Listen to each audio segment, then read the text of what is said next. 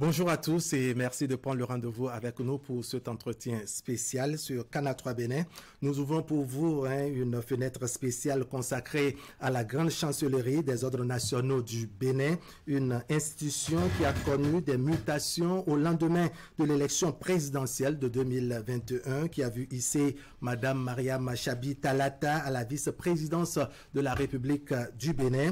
Il faut dire que les réformes sont passées par là, la bonne gouvernance aussi, sans oublier la rigueur que lui a imprimée celle qui tient et tire aujourd'hui les ficelles de ce corps administratif auquel les textes de loi ont dévolu, entre autres, la mission de décoration présidentielle, militaire et civile. Dès lors, les choses ont évolué à la grande satisfaction de nos concitoyens, de même que les partenaires techniques et financiers. C'est le cas, par exemple, de la coopération suisse qui s'est tournée vers cette institution à travers son programme Redevabilité, un soutien à l'éthique et à la bonne gouvernance, autant d'aspects non négligeables sur lesquels nous reviendrons tout à l'heure dans nos élaborations. On fera donc un zoom sur la grande chancellerie en pointe de réforme, les missions de la vice-présidente à l'interne et hors de l'institution, avec un accent particulier sur les retombées de ce partenariat qui a donné naissance au programme Redevabilité dont bénéficie la grande chancellerie et pourquoi pas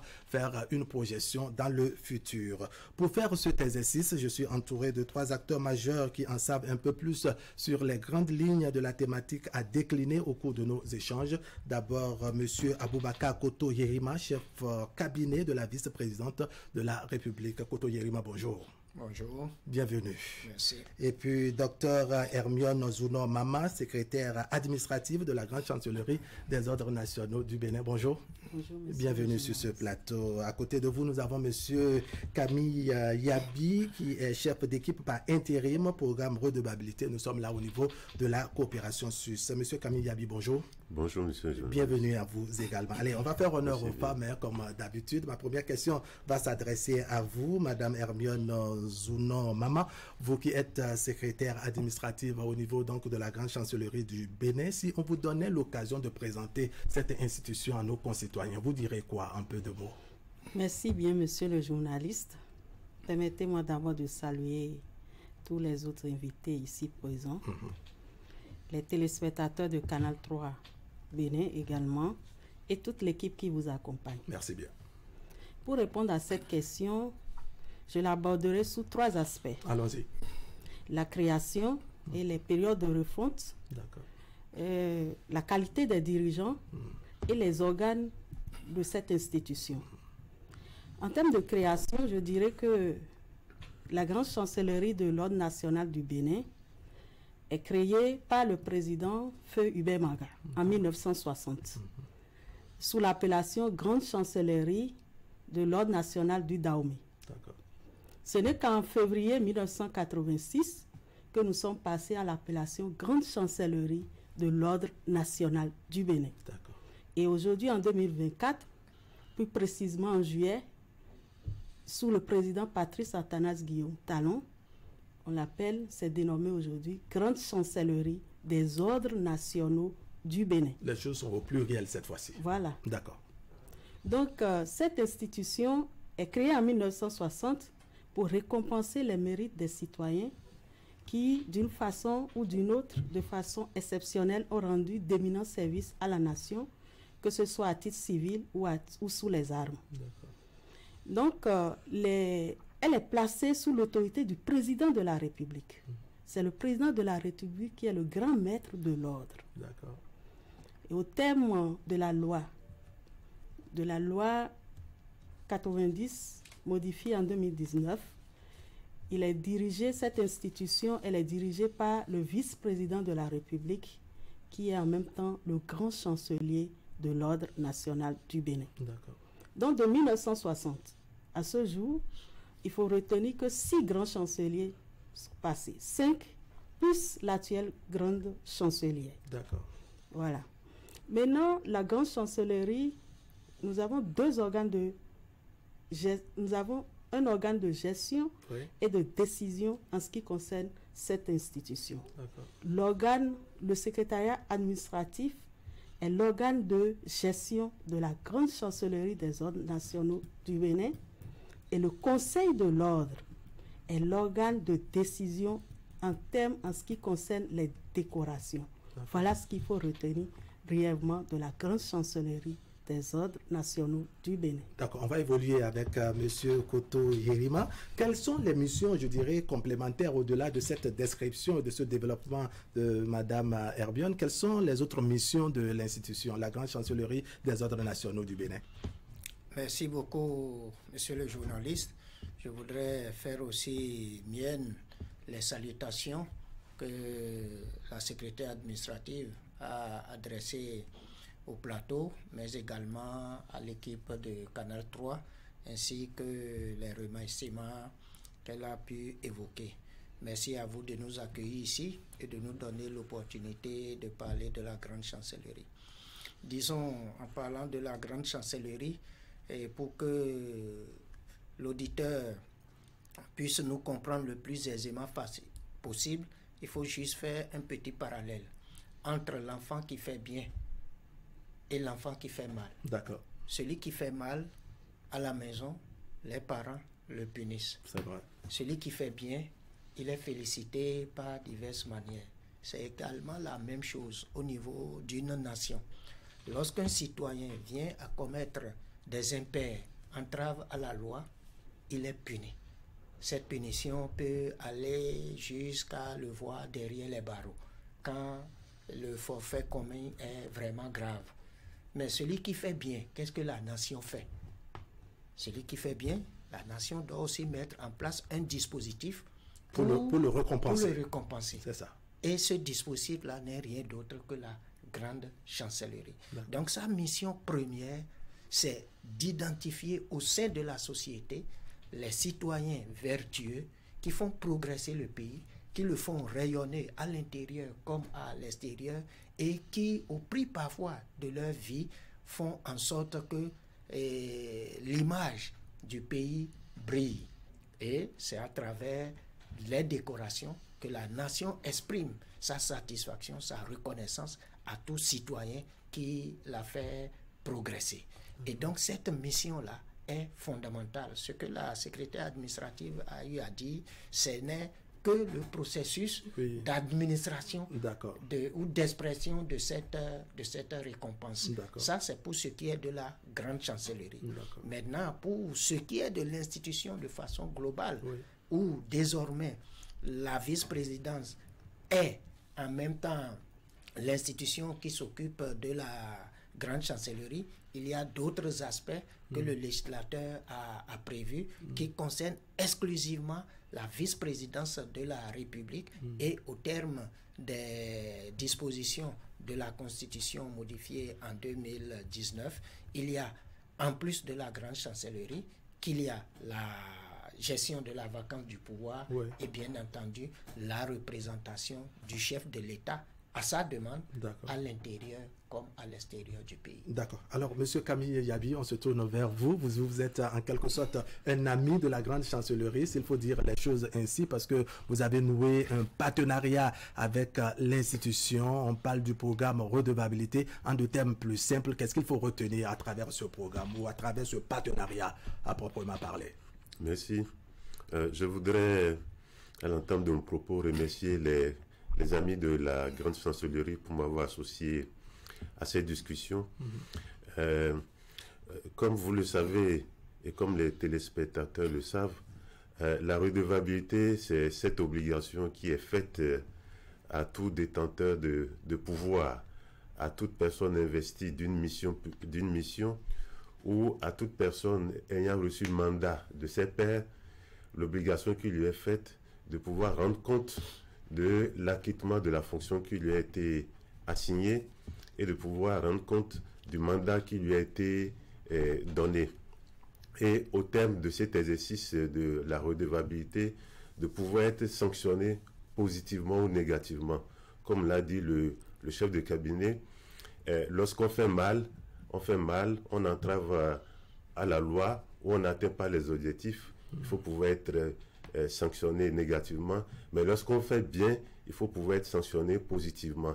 Et de ce point de vue, donc, l'exercice de la redevabilité nécessite qu'on puisse travailler sur ces deux pans de la sanction, positive et négative. Et comme ils l'ont dit, la Grande Chancellerie est cette organisation qui récompense les mérites des citoyens. Et de ce point de vue, il était important pour nous de pouvoir soutenir la Grande Chancellerie dans l'accomplissement de sa mission. C'est de là que vient ce partenariat que nous avons noué avec la Grande Chancellerie pour l'accompagner dans l'exercice de sa mission. Alors, quel est le contenu? Le partenariat prend en compte quoi exactement? Dans le cadre de ce partenariat que nous avons mis en œuvre sur la deuxième phase du programme redevabilité, un certain nombre d'activités prévues par la Grande Chancellerie et qui concourent à l'effectivité de la redevabilité, ces activités ont été appuyées et accompagnées par nous. Au nombre de ces activités, je peux citer entre autres, déjà, comme première activité, un renforcement des capacités sur la notion de la redevabilité. Pour pouvoir accompagner ces dynamiques, il faut bien s'approprier le concept, d'où nous avons soutenu la formation du personnel de la Grande Chancellerie et de la vice-présidence sur le concept de redevabilité.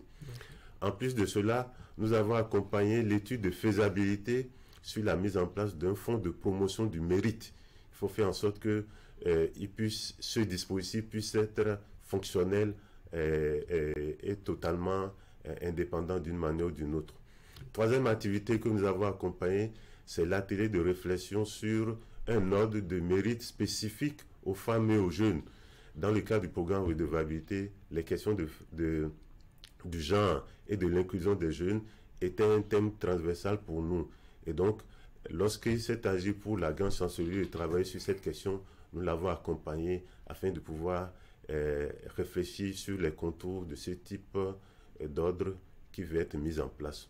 Autre activité que nous avons accompagnée, c'est les activités pour permettre aux citoyens, aux différentes composantes de la nation, de connaître davantage ce que c'est que la Grande Chancellerie. Et dans ce cadre, nous avons accompagné la réalisation d'un certain nombre d'émissions radio qui permettent de présenter la Grande Chancellerie, sa mission, ses attributions et les modes de pouvoir accéder aux différentes décorations. Mais nous l'avons accompagné aussi dans la rencontre avec un certain nombre de composants de la société, que ce soit les forces de l'ordre, que ce soit les organisations de la société civile et les communes, afin de présenter ce qu'est la Grande Chancellerie. D'accord. Alors, docteur Hermione Ozunomama, on va poursuivre avec vous, toujours dans la connaissance de l'institution, la Grande Chancellerie des ordres nationaux du Bénin. On a souligné qu'au lendemain de l'élection présidentielle de 2021, il y a eu une forme de réforme qui est intervenue au niveau donc de la Grande Chancellerie. Quelles sont les nouveautés? Qu'est-ce qui a changé concrètement? Merci bien. Depuis 2021, c'est-à-dire la prise de fonction de Madame Mariam Chabi Talata, Zime Yerima, nous avons posé un diagnostic profond en ce qui concerne l'institution. Et les remarques faites, c'est la faible valorisation des citoyens relevant de certains secteurs d'activité. D'accord. Et que pour apporter une réponse à cette faiblesse, la Grande Chancellerie a proposé au grand maître de l'ordre, qui n'est rien d'autre que le président de la République, la création de nouveaux ordres. Aujourd'hui, nous sommes passés de 4 ordres administrés auparavant à 10 ordres. D'accord.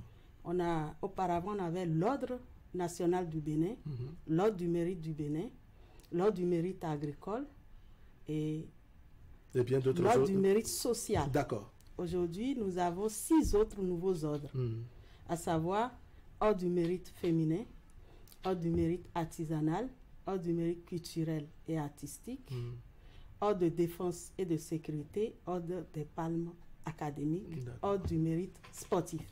Donc nous sommes passés à 10 ordres administrés dans les jours à venir par la Grande Chancellerie des ordres nationaux du Bénin.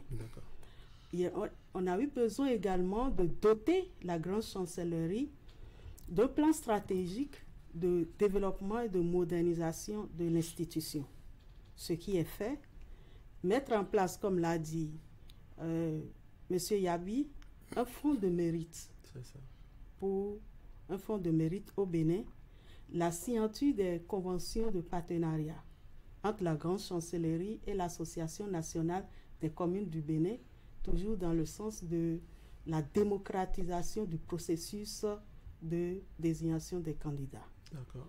Donc, nous avons aussi en cours actuellement un partenariat, une convention avec la FERCAV, qui n'est rien d'autre que la Fédération des radios communautaires du Bénin. Voilà, entre autres, les grandes réformes introduites par la grande chancellerie. D'accord. Monsieur Aboubakar Koto-Yerima, alors en termes de déclinaison de toutes ces réformes, comment le citoyen lambda sent, je dirais, les activités, les actions de la grande chancellerie des ordres nationaux du Bénin? Merci beaucoup. Pour aller dans le même sens que la secrétaire administrative, elle parlait tantôt d'un diagnostic. Il faut dire que le constat majeur d'abord qui est fait, la faible connaissance de la grande chancellerie des ordres nationaux du Bénin par nos concitoyens. Et donc, on ne peut atteindre nos objectifs que si véritablement les citoyens connaissent ce que c'est que la grande chancellerie.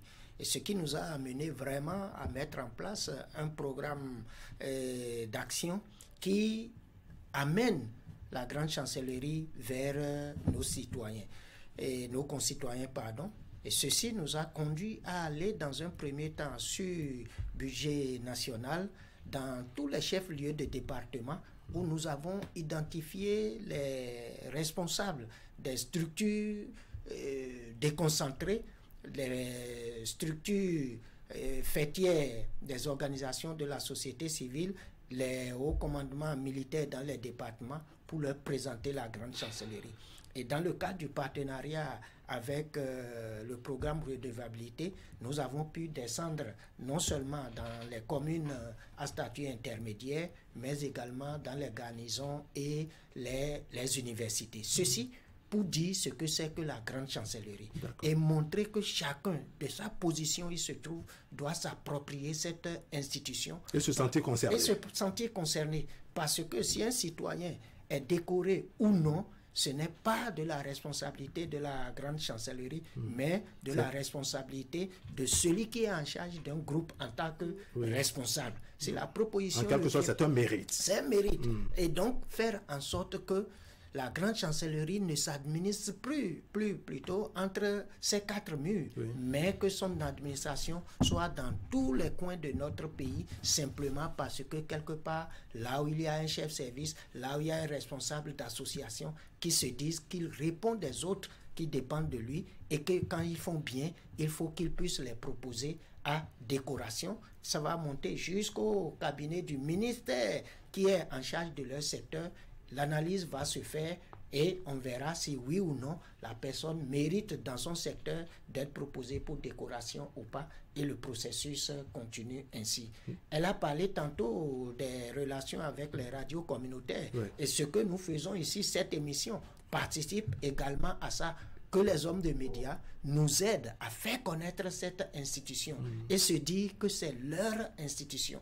Tout le monde connaît les commissariats, tout le monde connaît les prisons et en a peur, mais personne ne s'intéresse à la grande chancellerie. Or, pourtant, c'est ce qui est l'élément fondamental à connaître, parce que c'est ça qui nous valorise davantage. C'est ça qui fait que, ah oui, on dit celui-là ou celle-là est un modèle dans la société qu'il faudra suivre. Et donc, si nous négligeons la grande chancellerie de l'ordre national du Bénin, quelque part, c'est comme si nous nous négligeons nous-mêmes. Nous négligeons nos bienfaits, nous négligeons nos faits méritoires, et ce n'est pas bien que quelqu'un se néglige. Allez, on va souhaiter que le message ne soit pas tombé dans les oreilles de sourds, n'est-ce pas, que ça parvient aux hameaux les plus reculés, de manière à ce que les habitudes et les comportements puissent changer au niveau de nos concitoyens. Alors, Monsieur Camille Yabi, pour vous qui êtes, je l'ai dit, ami ou partenaire de la grande chancellerie, dans la mise en œuvre de ce programme, puisque nous sommes à l'heure du bilan, s'il faut dire les choses ainsi, quel regard portez-vous, je dirais, sur l'exécution de ce programme avec votre partenaire? Je voudrais, en réponse à votre préoccupation, d'abord saluer le leadership de la vice-présidente de la République, qui, une fois investi des missions républicaines que vous connaissez, a pris son bâton de pèlerin afin de pouvoir mobiliser les différents partenaires qui peuvent l'accompagner dans l'exercice de cette mission. C'est dans ce cadre que la coopération suisse a été à l'époque saisie pour pouvoir accompagner les réformes et les dynamiques envisagées au niveau de cette institution. je voudrais aussi saluer la disponibilité et la flexibilité du personnel de la grande chancellerie de la vice-présidente de la République qui a proposé les différentes activités utiles et qui a été à l'écoute des propositions, des suggestions que nous avons faites pour pouvoir obtenir plus d'efficience et de performance dans les activités qui ont été mises en œuvre. Et parmi les différents partenaires étatiques que nous avons accompagnés et nous avons appuyés, je puis dire que la grande chancellerie est l'un des partenaires qui a mis en œuvre presque l'ensemble des activités que nous avons prévues dans le cadre de ce partenariat. C'est dire un peu tout le sérieux et l'engagement de cette institution à pouvoir honorer les activités que nous avons retenues ensemble. Je laisserai peut-être la parole au personnel de la grande chancellerie pour dire de façon plus précise les impacts que cela a apporté. D'abord, ça nous permet de nous retourner un peu vers M. Aboubakar Koto Yerima. Alors, quel est l'impact, comment vous sentez, je dirais, l'impact de ce partenariat, le programme redevabilité? Quel est l'effet que cela a eu sur l'institution et sur son fonctionnement? Merci beaucoup. C'est un impact énorme, disons au-delà même de nos propres attentes. En ce sens que je vais demander à ma suite que la secrétaire administrative prenne la parole d'un point de vue statistique. Mais de façon globale, il faut dire qu'aujourd'hui, l'engouement des citoyens à la question de décoration est un élément palpable, visible. Quand on est arrivé, on a constaté qu'il y en a même qui étaient proposés, nommés ou promus à décoration, mais qui refusent d'y aller, d'aller chercher leur distinction. Simplement parce que la décoration était tellement galvaudée que les gens se disent non, ce n'est pas la peine d'aller prendre cela parce que ça n'a plus sa valeur. Mais aujourd'hui, les gens se battent pour être décorés simplement parce que les différentes actions mises en œuvre leur ont montré toute l'importance qu'il y a à être reconnu par sa nation. Et donc, d'un point de vue chiffré, je vais laisser la secrétaire administrative nous dire l'impact de ce programme redevabilité. Alors, docteur Emion Zounon, maman, vous avez la parole en termes de statistiques pour nous décliner, je dirais, l'effet, l'impact de ce programme redevabilité sur la grande chancellerie en question. Ce programme redevabilité a permis de toucher 1600 acteurs impliqués dans le processus de décoration à l'intérieur du pays, et ce, dans tous les départements du Bénin. Il s'agit de... Le lancement a été fait à Cotonou d'abord, où presque tous les présidents d'institutions qui sont quand même des responsables qui proposent des candidatures. Ils étaient présents, les présidents d'institutions, les membres du gouvernement, et ensuite les préfets, les maires, les secrétaires exécutifs des mairies, le haut commandement militaire, les garnisons, les fêtières, les organisations de la société civile. Au total, 1600 acteurs sont directement touchés. Je peux vous rassurer que le regain d'intérêt pour la grande chancellerie s'est accru par le passé. Nous avons une moyenne de 1316 candidatures pour les triennaux précédents. Mais depuis cette tournée avec le partenariat programme redevabilité, nous sommes passés à 3988 candidatures pour un seul tableau de concours.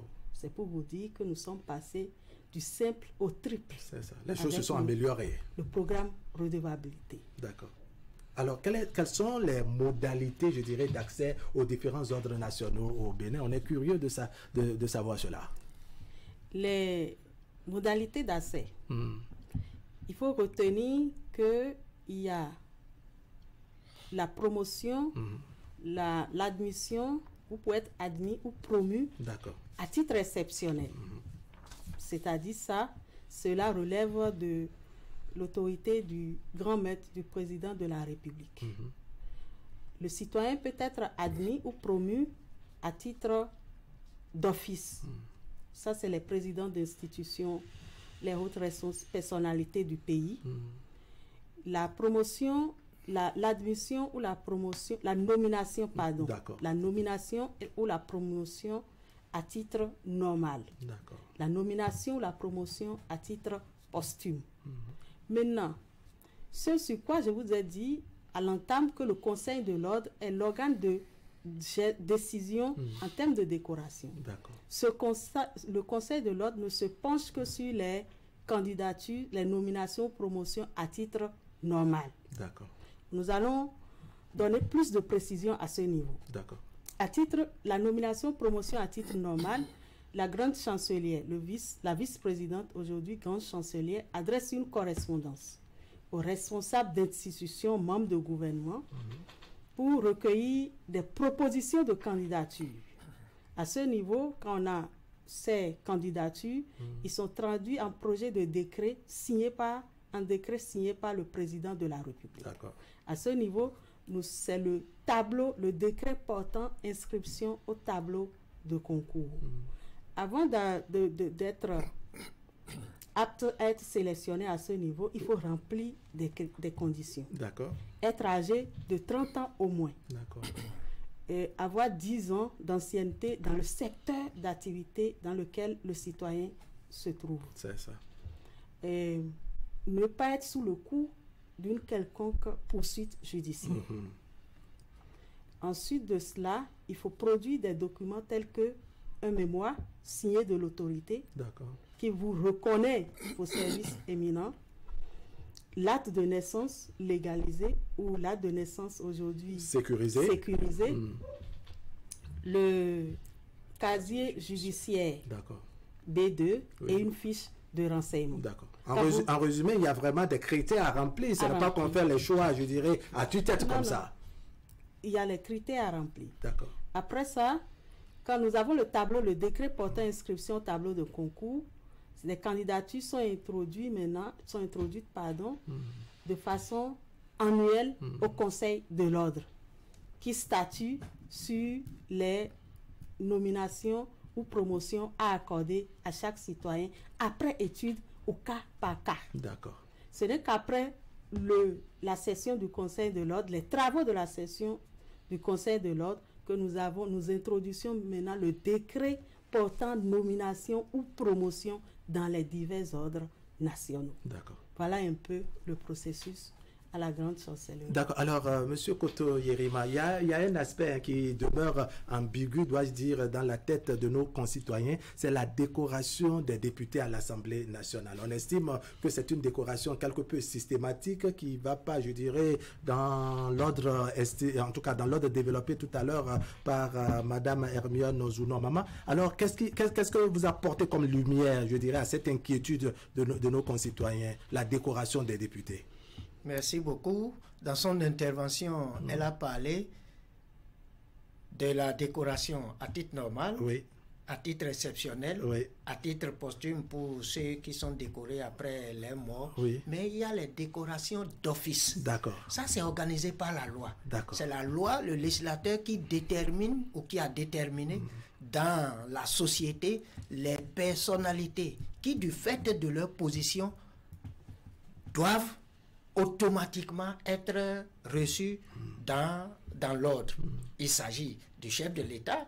Quand quelqu'un est élu par ses concitoyens comme président de la République, qu'il ait été décoré une fois ou pas dans sa vie, il devient d'office grand maître. On doit lui donner. Désormais, quelqu'un est élu vice-président de la République, d'office, il est fait grand croix. Les tests sont prévus. Les tests sont prévus, tout ça. Donc, c'est dans ce cadre que les députés, quand ils sont aussi élus, sont décorés d'office au grade de commandeur. Ce qui a amené quelque peu votre préoccupation, qui a été la préoccupation des citoyens, c'est que la 9e législature, les députés qui sont allés à l'Assemblée, juste un mois après, ont été décorés. Mais là aussi, c'est la loi qui l'a prévu. Normalement, les députés devraient être décorés, et la plupart des membres du gouvernement, à la fin de leur mandat. Mais il y a un texte qui vient d'être abrogé maintenant, qui voulait que les députés soient décorés Juste dès à la leur prise entrée en fonction. de fonction. Donc, c'est la seule fois que cette loi a été appliquée, mais ça fait un tollé général. Maintenant, avec la nouvelle loi, celle du 26 juillet 2024, je pense que les décorations se feront en fin de mandat. Mais c'est un droit légal pour les députés, les préfets désormais, les membres du gouvernement en fin de mission, sur décision cette fois-ci du chef de l'État, parce que c'est lui qui a travaillé avec eux et c'est lui qui est à même de savoir que oui, tel ministre m'a donné satisfaction, donc à la fin de sa mission... Un peu comme un enseignant qui connaît, je dirais, les compétences de ses apprenants. De ses apprenants, donc qui décide. Mais si le président de la République décide que tel ministre n'a pas été à la hauteur de ses attentes, et donc pour ça, il ne peut pas être décoré, il n'aura pas son nom. Et donc, ça veut dire que certains peuvent être décorés et d'autres non. Tout à fait. Mais de façon générique, les ministres font partie de la catégorie des décorés d'office. Mais seulement pour eux, il faut que le président de la République décide, ce qui n'est pas le cas pour les présidents d'institutions, les membres des institutions. D'accord. Allez, on va parler avec vous, Monsieur Yabi, n'est-ce pas, je dirais, du lendemain de cette coopération, n'est-ce pas, les choses évoluent. Vous avez pu faire un certain nombre de bilans en termes d'accompagnement, en termes de réalisation et d'activités que vous avez pu réaliser. Est-ce que vous avez un complément sur ce que vous avez pu réaliser avant qu'on ne s'intéresse, je dirais, aux perspectives? Je dirais de façon globale, c'est l'ensemble des activités qui ont été menées, que nous avons citées là. Le seul élément que je pourrais ajouter, c'est un peu aussi l'accompagnement de la diffusion des rapports annuels de l'institution. Parce que de façon périodique, comme le requiert la redevabilité, il faut rendre compte de l'exercice de la mission qui est la sienne. Donc nous avons aussi accompagné cette dynamique-là. Pour en revenir au lendemain, je dirais qu'au terme de la mise en œuvre de la deuxième phase du programme redevabilité, une évaluation de cette phase a eu lieu et a reconnu les effets, les changements induits par cette deuxième phase et a recommandé qu'il puisse avoir une troisième phase de ce programme-là. Donc une troisième phase a été formulée, elle va démarrer bientôt et dans le cadre de cette troisième phase, un des résultats attendus, en l'occurrence le résultat 3 de ce programme, c'est de faire en sorte que les médias et les institutions de contrôle et de régulation puissent animer les mécanismes de redevabilité et contribuer à l'adéquation entre l'offre et la demande de redevabilité. Donc, dans le cadre de ce résultat, il est prévu que l'accompagnement qui a été fait à un certain nombre d'institutions puisse se poursuivre au cours de la troisième phase. Donc, il y aura poursuite de ce partenariat-là et à cet effet, des dispositions sont prises pour qu'un certain nombre d'initiatives et d'activités prévues par cette organisation qui contribuent à l'enracinement de la redevabilité, que ces activités puissent être discutées, convenues avec le partenaire et puissent être accompagnées aussi bien du point de vue technique que financier en vue de beaucoup plus de la systématisation de la question de redevabilité dans notre pays. Donc ce partenariat va se poursuivre durant cette troisième phase du programme redevabilité. D'accord. Docteur Hermione Zounon, quelle est, je dirais, la satisfaction que vous tirez, je dirais, de ce partenariat? Pensez-vous que les objectifs ont été atteints? Les objectifs ont été largement atteints. Wow. Largement atteints, puisque aujourd'hui, grâce à ce partenariat, d'abord le personnel de la grande chancellerie et de la vice-présidente de la République sont mieux outillés en ce qui concerne les concepts, la notion de redevabilité et la qualité des services offerts aujourd'hui, que ce soit à la grande chancellerie ou à la vice-présidente de la République, sont nettement meilleurs. En plus de cela, la visibilité de la grande chancellerie, nous ne dirons pas que nous avons atteint une satisfaction totale à ce niveau, mais nous dirons quand même qu'il y a eu une amélioration grâce à ce partenariat. Il y a eu une nette amélioration grâce au programme redevabilité. Presque tous les départements, dans les chefs-lieux et certaines communes, majoritairement, la majorité des communes, nous avons eu à dérouler des séances d'échange et d'informations sur la grande chancellerie. Nous allons poursuivre. Bien sûr, je ne dirais pas que on doit s'arrêter en si bon chemin. Vous n'êtes pas prête à dormir sur vos lauriers. Pas du tout. Pas du tout. D'accord.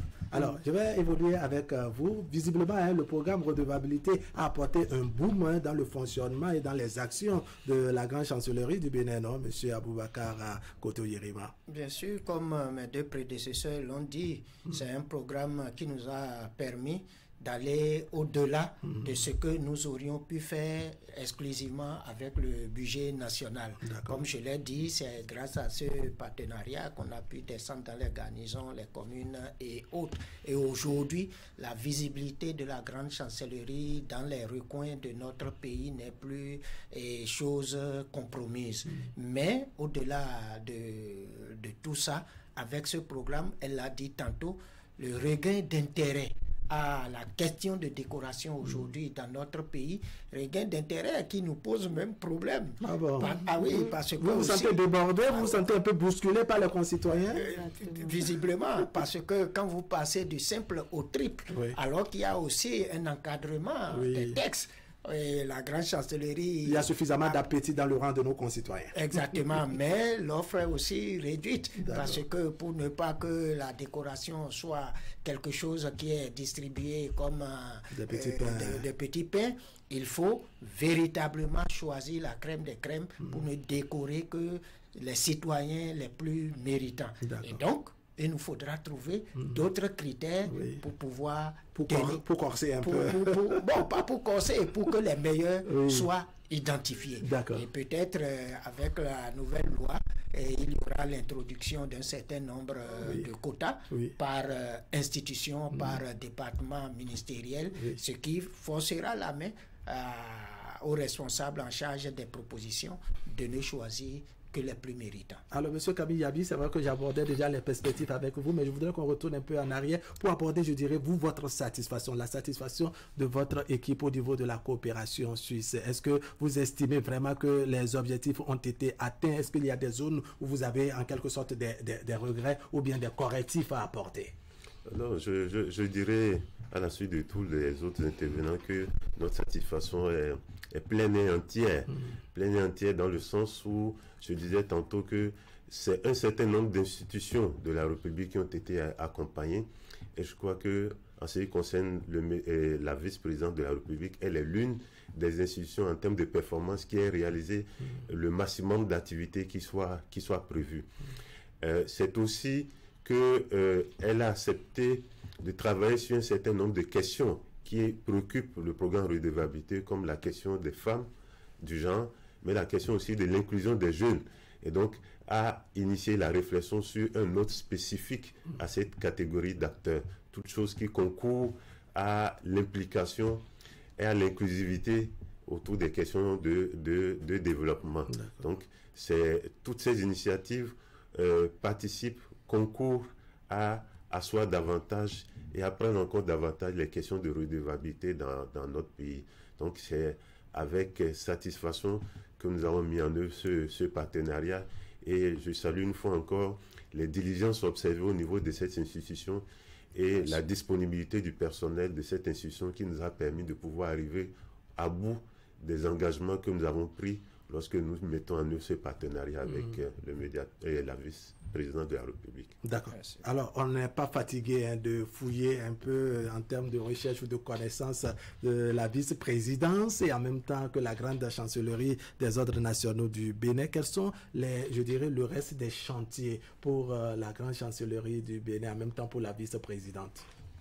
Le reste du chantier, je dirais, nous avons dans les jours à venir, et ça c'est vous qui allez nous aider, l'animation d'une émission télévisée dénommée « La Nation vous est reconnaissante ». Vous serez bienvenue sur Canal 3 Bénin. Merci. Poursuivre le renforcement de la visibilité de la grande chancellerie des zones nationaux du Bénin à travers nos audiences foraines, accompagner les responsables des diverses institutions, surtout les responsables des ressources humaines, pour l'élaboration du document stratégique qui sert de boussole aux conseillers que nous appelons le mémoire, la rédaction du mémoire. Parce que ce que nous avons remarqué, ça retrace plutôt le parcours. Et non, ça ne fait pas ressortir les services éminents rendus par les citoyens. C'est un peu comme des CV qu'on vous présente, c'est ça, des curriculum vitae. Mais vous attendez, je dirais, ce que la personne a fait exactement, qu'est-ce qu'il a réalisé, qu'est-ce qu'il a apporté concrètement à la nation. À chaque position, à chaque poste occupé, qu'est-ce qu'il a apporté à la nation. C'est ce que nous souhaitons recevoir de nos concitoyens. Nous avons aussi, c'est toujours après nos rencontres, nous aurons instauré des boîtes à suggestions dans presque toutes les institutions pour recueillir quand même les avis, les mécontentements des citoyens par rapport au processus de décoration. Nous aurons également à mettre l'accent, à poursuivre la démocratisation du processus d'élaboration des tableaux de concours. Dans les jours à venir, nous aurons à rencontrer les partenaires sociaux pour qu'ils puissent intervenir sur le processus de décoration pour que, in fine, nous ayons la crème des crèmes, les meilleures candidatures et la décoration soit une fierté et non une banalisation. D'accord. Monsieur Koto Yerima, allez, je vais vous amener dans cet exercice à nous faire en quelque sorte le distinguo nécessaire. Il y en a qui estiment que c'est la grande chancellerie qui est logée dans la vice-présidence, que c'est la vice-présidence qui est logée dans la grande chancellerie. Bref, on est curieux de savoir de quoi cela retourne exactement pour que cela soit une forme de clarification ou d'éclaircissement à nos téléspectateurs. Qu'est-ce qu'il faut retenir concrètement? Parce qu'après ça, on sera tenté de savoir au juste que fait la vice-présidente au-delà, je dirais, des décorations. Merci bien. Je pense que ma réponse a trouvé son fondement dans la Constitution. La Constitution ne cite pas la grande chancellerie comme une institution, mais ce que la Constitution reconnaît, c'est un poste de vice-président de la République. Avec 3 attributions, dont la gestion de la grande chancellerie.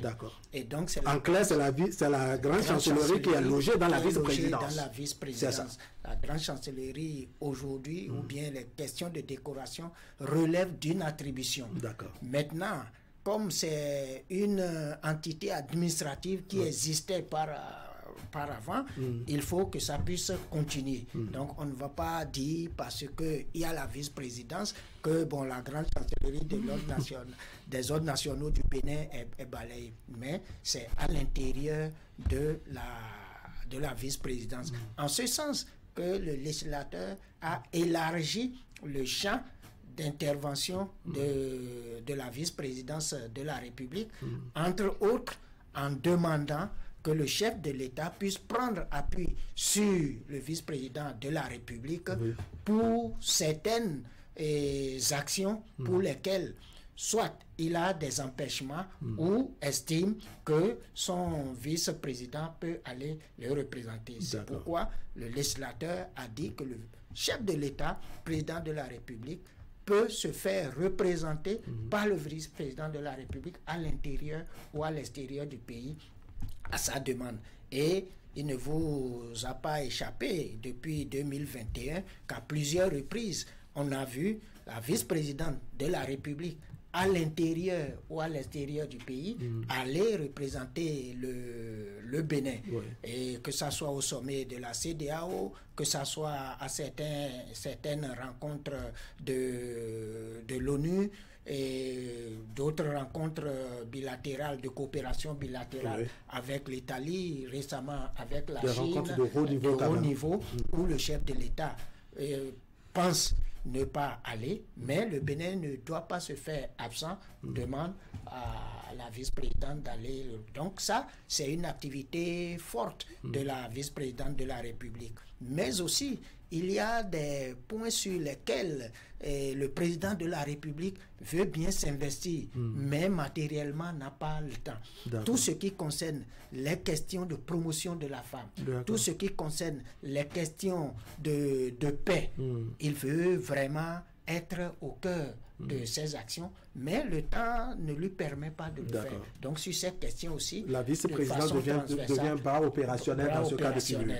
Dernière chose, il y a certains de nos concitoyens qui veulent vraiment, pour des questions particulières, rencontrer le chef de l'État. Mais vous savez que s'il doit ouvrir la porte à tout ça, il ne ferait plus rien dans le pays. Donc, des demandes aussi sont envoyées vers la vice-présidente de la République qui essaye d'analyser, de trier pour voir celles-là qui méritent d'être écoutées, et en fonction des sujets portés, on voit qu'est-ce qu'il faut mettre à la connaissance du chef de l'État, et après nous recevons des instructions quant à la conduite à suivre. Donc voilà grosso modo pour ce qui est spécifiquement de la vice-présidence de la République. Allez, on peut estimer qu'il y a eu suffisamment de lumière sur les questions de vice-présidence et de grande chancellerie. Il n'y a plus de confusion désormais. Allez, les temps passent vite. On va se focaliser, je dirais, sur le programme en redevabilité, parler, je dirais, de ces perspectives. Vous n'aviez pas fini tout à l'heure, Monsieur Camille Yabi, sur les questions, je dirais, de perspectives. Qu'est-ce qui est le demain de ce partenariat? Vous allez faire rebelote? Y a-t-il encore autre chose? Disons... Parce qu'on vous sent bien satisfait, en tout cas, de ce qui est fait depuis la naissance du partenariat. Oui. Disons qu'il y aura, comme je l'ai dit tantôt, une troisième phase du programme redevabilité qui va clôturer tout le processus de mise en œuvre du dit programme qui a commencé il y a un certain nombre d'années. Et donc cette phase est essentiellement une phase de capitalisation des acquis et de consolidation de ce qui a été fait. Et dans ce cadre, un certain nombre de chantiers qui ont été ouverts avec la vice-présidente de la République sur que ce soit la mise en place d'un fonds de promotion du mérite ou que ce soit sur l'implémentation d'un ordre spécifique aux femmes, toutes ces questions méritent d'être poursuivies, d'être consolidées et d'être davantage mises en œuvre. Je pense aussi que nous allons continuer l'accompagnement en ce qui concerne la visibilité et la connaissance de cette institution par les citoyens et les différentes composantes de la nation qui doivent recourir à cette institution. Donc les discussions vont reprendre les jours prochains dès que la troisième phase va être mise en œuvre pour pouvoir convenir de ces différents chantiers sur lesquels nous allons poursuivre ce partenariat-là pour le bien de l'ensemble de nos concitoyens. Alors, comment vous projetez les choses? Comment vous voyez, je dirais, en termes de projection, le partenariat du projet redevabilité à vos côtés, aux côtés donc de la grande chancellerie? On ne change pas l'équipe qui gagne. Wow. Donc... c'est collé cimenté, comme on dit. Avec le programme redevabilité. Oui. Je souhaite que vous aussi, vous puissiez bénéficier de ce programme. On va souhaiter vraiment. L'accompagnement, elle est exceptionnel. D'accord. Il y a assez de suivi. Oui. Je peux vous assurer que ce partenariat a contribué grandement à élargir la vision de la grande chancellerie des ordres nationaux du Bénin, que ce soit à l'interne et aussi au niveau des concitoyens de notre pays. D'accord. Donc, le partenariat se poursuit de plus belle. Oui. Et d'autres actions seront inscrites au prochain rendez-vous. D'accord. La secrétaire administrative estime que c'est un mariage sans divorce. En tout cas, si on s'en tient à la façon dont la collaboration s'est déroulée, quelle est votre lecture? Comment vous envisagez, je dirais, les choses en termes de projection, de perspective pour cette amitié que vous avez pu nouer avec la coopération suisse? Merci beaucoup. Je voudrais d'abord remercier la coopération suisse à travers GFA Consulting pour sa satisfaction de notre collaboration avec eux par rapport à ce programme qui vient de s'achever. Et c'est bien de l'entendre aussi dire qu'il y aura une troisième phase au cours de laquelle la plupart des structures étatiques qui étaient impliquées seront, y compris la grande chancellerie des ordres nationaux du Bénin. Pour nous, dans un premier temps, c'est de pouvoir renforcer les acquis de cette deuxième phase qui vient de se terminer, corriger et améliorer ce qui doit l'être et ouvrir de nouveaux chantiers qui viennent renforcer ce qui a été déjà fait. Dans tous les cas, au nom de la vice-présidente de la République, nous prenons l'engagement de ne jamais décevoir.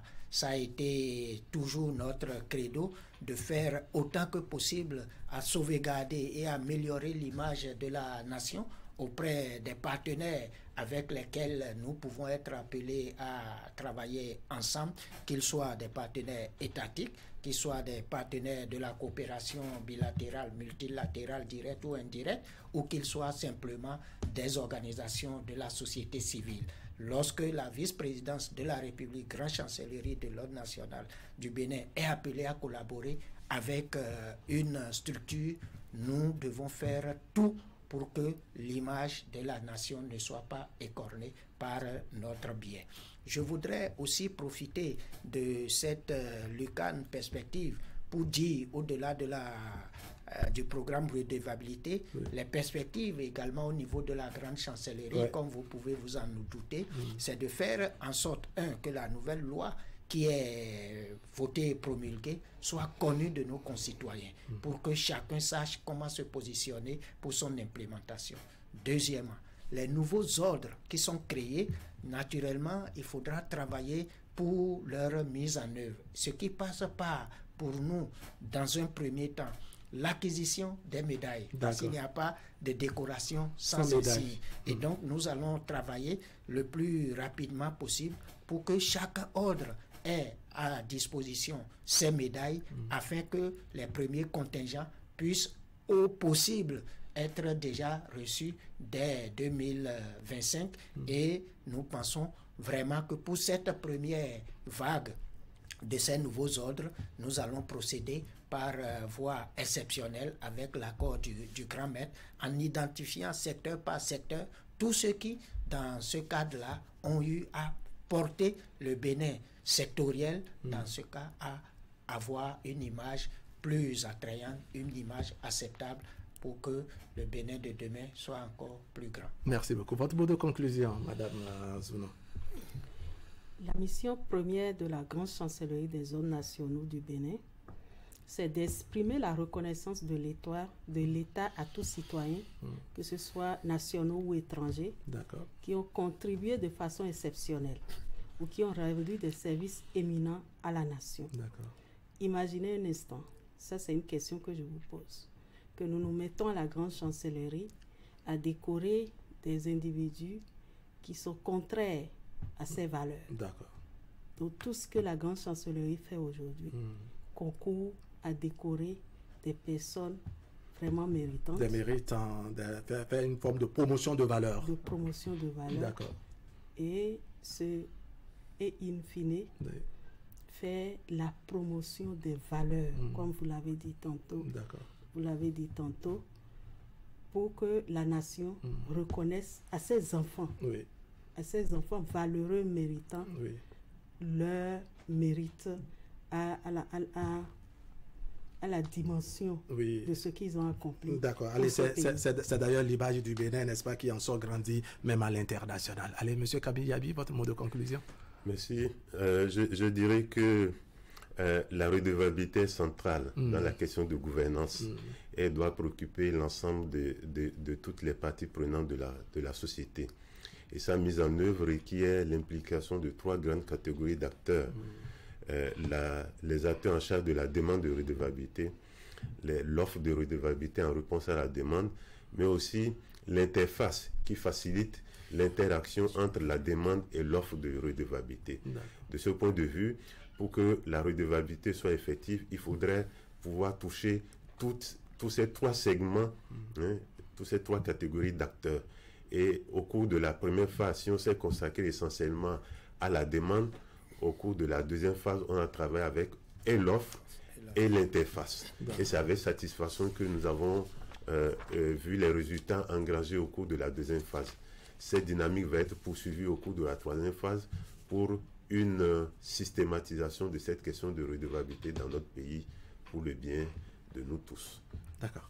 Merci beaucoup à vous, M. Camille Yabi. Je rappelle que nous avons évoqué bien d'autres sujets. Nous sommes allés à la connaissance, de la Grande Chancellerie, des ordres nationaux du Bénin. Nous avons évoqué la question de la redevabilité qui était au cœur des différentes réformes opérées au niveau de cette grande institution. Merci à vous tous d'avoir apporté votre contribution et l'éclairage nécessaire à nos téléspectateurs. Merci donc à vous, M. Aboubakar Koto Yerima. Je rappelle que vous êtes chef cabinet de la vice-présidente de la République. Et vous, docteur Emion Zounon Mama, secrétaire administrative de la Grande Chancellerie des Ordres Nationaux du Bénin. Merci beaucoup. Merci d'être passé sur notre plateau. Monsieur Camille Yabi, chef d'équipe par intérim, programme redevabilité. C'est au niveau de la coopération suisse. Mesdames, Messieurs, ce serait tout. Merci de nous avoir suivis. Merci de nous rester fidèles au programme donc de Canal 3 Bénin. Allez, portez-vous bien.